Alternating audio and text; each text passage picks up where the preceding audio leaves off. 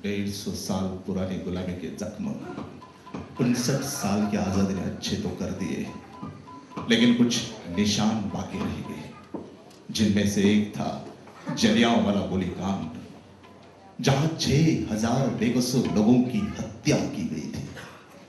उसमें एक बच्चे के माता पिता दोनों थे, और जब उसे पता चला कि वहां गोलियां चली है तो बच्चा भागता हुआ वहां जब पहुंचा, और वहां जाके देखता ही तो क्या, चारों तरफ लाशें ही लाशें पड़ी थी।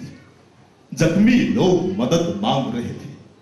वहां पहुंचते उस बच्चे ने अपने माता पिता को खोजना शुरू किया।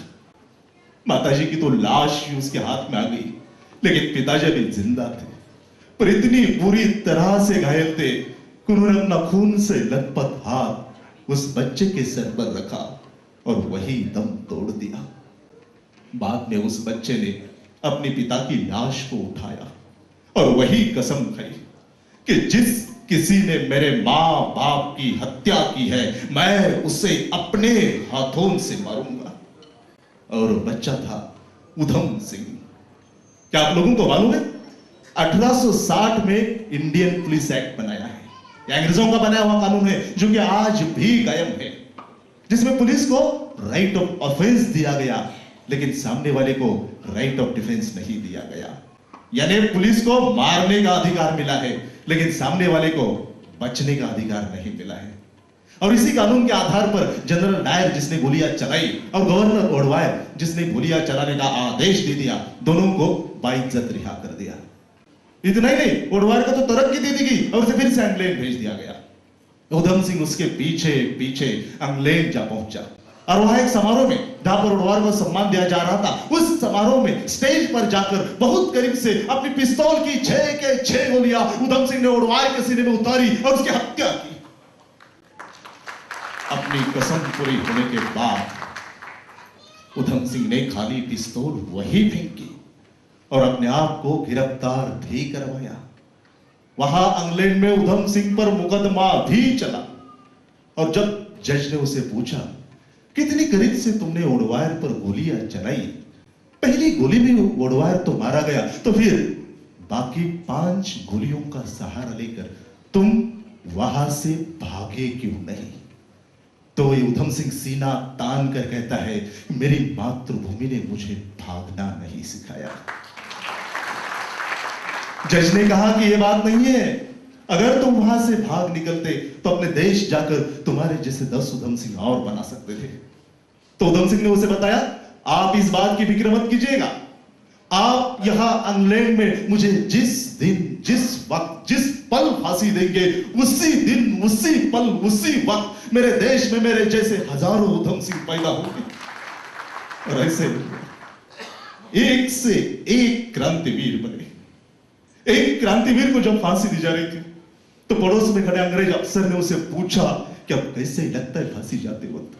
तो उसने जवाब दिया कि अब फांसी का फंदा नहीं है, तो मेरे मां के 2 हाथ है और मेरी मां अपने हाथ फैलाकर मुझे अपने पास बुला रही है। एक क्रांतिवीर को जब फांसी दी जा रही थी तो उसने कहा कि जो काला नकाब आप मेरे चेहरे पर डाल रहे हैं ना, इसे आप मत डालिएगा, क्योंकि मैं आखिरी पल तक, आखिरी सांस तक मेरी मातृभूमि को देखना चाहता हूं।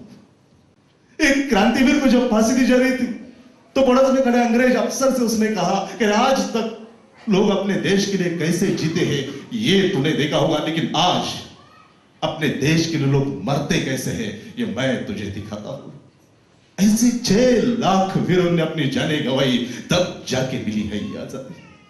और आजादी के बाद भी हम पर 5 बार हमला हुआ है, न जाने कितने शहीद हुए होंगे, लेकिन आज भी इस वक्त जब हम उन शहीदों को याद करते हैं, जब हम उन क्रांतिवीरों को याद करते हैं, तो आंखों में आंसू आ जाते हैं।